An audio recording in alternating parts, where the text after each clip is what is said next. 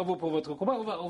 On va passer donc à Jean Marais. Avant d'en parler, peut-être qu'on va voir une petite archive. C'est la réception de Jean Cocteau à l'Académie française. Je crois que c'est en 55, me semble-t-il. On regarde, puis on en parle tout de suite après. Merci Jean-Luc Laméro. Merci beaucoup. La réception de Jean Cocteau sous la coupole a eu l'ampleur et le lustre d'une grande première cinématographique. À l'affiche, André Mauroy, Marcel Pagnol et de nombreuses vedettes, dont Jean Marais. Le nouvel académicien que tout Paris était venu applaudir dans son dernier numéro d'Illusionniste aura réussi à rester non conformiste jusqu'au seuil de l'immortalité. Avec Jean Cocteau, héros de ce roman de cap et d'épée, l'espièglerie entre enfin à l'Académie française.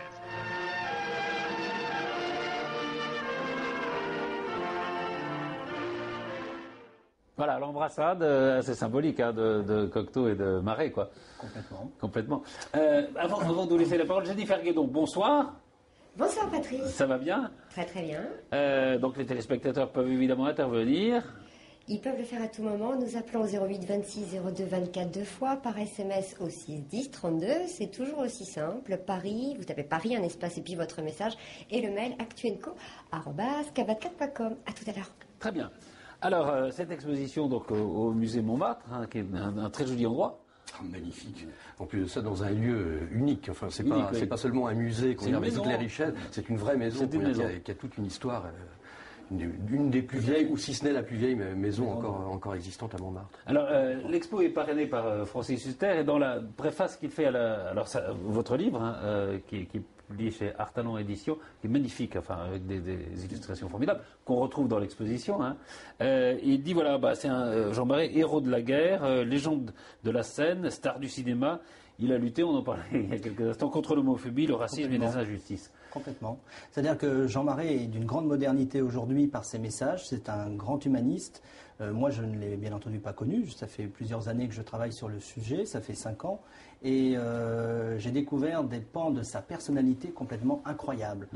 Non seulement c'était un grand créateur, c'était pas seulement le comédien, le monstre sacré qu'on a fêté en 93. Faut se souvenir que Brialy avait invité tout le showbiz, tout Paris. On l'a consacré monstre. Pour ses 80 ans, Pour ses 80 ans, tout Paris s'est déplacé. Je crois qu'il n'y a pas eu une fête comme ça pour un seul comédien. Donc c'est vraiment quelqu'un qui avait une personnalité attachante, non seulement pour le public, mais surtout, c'était quelqu'un que j'ai découvert et qu'on retrouve dans ce catalogue, ce livre d'art et dans l'exposition. C'est quelqu'un qui avait la création, c'était un besogneux, c'est-à-dire qu'il a créé depuis très très jeune des peintures, il a écrit des contes pour enfants, il s'est investi notamment dans l'environnement. C'est quelqu'un qui défendait dans les années 70 l'eau, la nature, les arbres. Aujourd'hui, c'est très contemporain, très tendance. Puis courageux, c'est vrai qu'il a fait le coup de poing quand il fallait pendant l'occupation, etc. Voilà, exactement. Alors, on va peut-être regarder quelques images de l'exposition, puis on peut en parler en même temps, donc, qui est faite pour les 10 ans de sa disparition. Tout à fait. Et qui regroupe plus de 1200 pièces, c'est ça? À peu près. Il y a à peu près 800 000 pièces, vraiment des pièces inédites pour beaucoup. Alors, bien entendu, là, on découvre à l'écran la partie cinéma. Alors, il y a plusieurs parties. On va les découvrir, peu importe, on peut parler pendant que les images passent, comme ça. Il y a en effet une partie consacrée au cinéma, mais aussi une partie consacrée à ses créations, notamment la mode, vous le disiez. Enfin. Alors la mode, c'est très, très important puisqu'il a lancé une ligne de prêt-à-porter dans les années 70. Lorsqu'on regarde les dessins et les gouaches qu'il a créés, qui sont exposés pour la première fois au musée, puisque nous les avons trouvés tout à fait par hasard, c'était trouvé au Puce, à Paris, c'était débarrassé, c'était 6 mois avant l'exposition, on savait que ça existait, il signait sous le nom Jean Morat. Et là, il y a une pièce alors, qui est consacrée évidemment à La Belle et la Bête. Oui, alors ça c'est La Belle et la Bête, c'est le film mythique. De Jean Marais qu'il a tourné en 1945.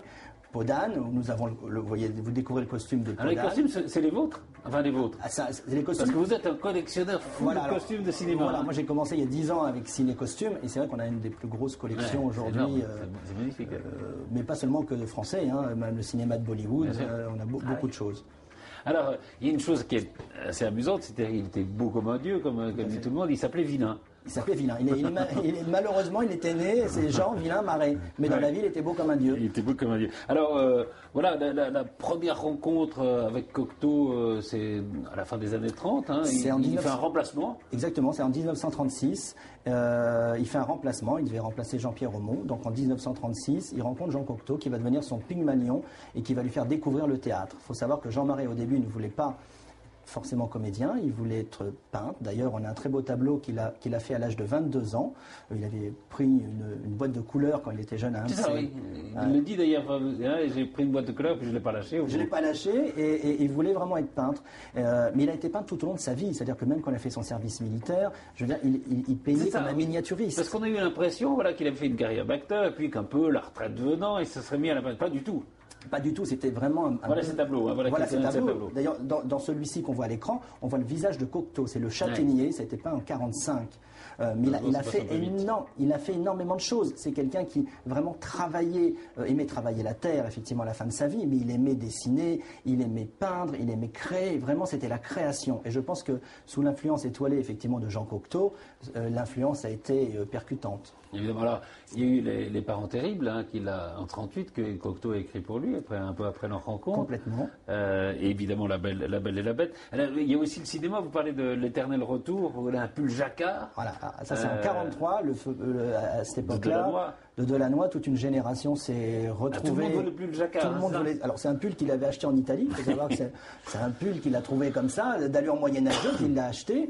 Et puis on lui écrivait de partout pour savoir où est-ce qu'on peut avoir ce pull. Donc ça a vraiment été un monstre sacré du cinéma, mais un monstre sacré dans toute la création. Plus un type courageux, vous racontez aussi, voilà, il est le galet des artistes, il fait des choses absolument insensées, quoi. Complètement, c'était un des premiers avant Jean-Paul Belmondo à faire des cascades. Ses propres cascades. Ouais. Jennifer ?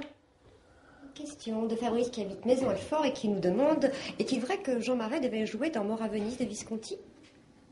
Alors, effectivement, il devait jouer dans Mort à Venise, mais pour des raisons de timing et comment on appelle ça, de calendrier, malheureusement, ça n'a pas pu se faire. Il a tourné avec Visconti. Il a tourné avec Visconti complètement. Ouais. Et c'est d'ailleurs une époque où il s'est un peu séparé de Cocteau. Il y a eu une époque.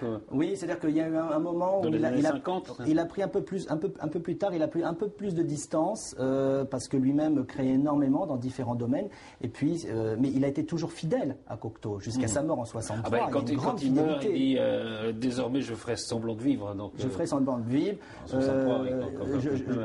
Jean Cocteau m'a tout appris. Il l'a dit jusqu'à sa mort. C'est vrai que sans lui, il n'aurait pas connu d'abord les gens qu'il a connus, genre comme Picasso, comme Coco Chanel, enfin tous ces gens, voilà, qui étaient tout ce qui était du côté intellectuel, qui n'était pas le sien au départ. Complètement. Et d'ailleurs, Picasso était un grand ami de Jean Marais, et Picasso voulait lui acheter une toile. Jean Marais a toujours refusé de lui vendre une toile. Il lui a dit: tu dois continuer. Tu fais partie des artistes merveilleux aujourd'hui. Picasso, il était rare en compliments. Donc là, il savait ce que c'était. Voilà, c'est fabuleux. C'était pas juste par non. Et donc, dans cette exposition, on découvre des toiles qu'il a fait depuis donc le début de sa vie jusque dans les années 80, et on s'aperçoit de toiles, mais vraiment comme des miniatures. Ce sont de véritables œuvres d'art. Donc voilà.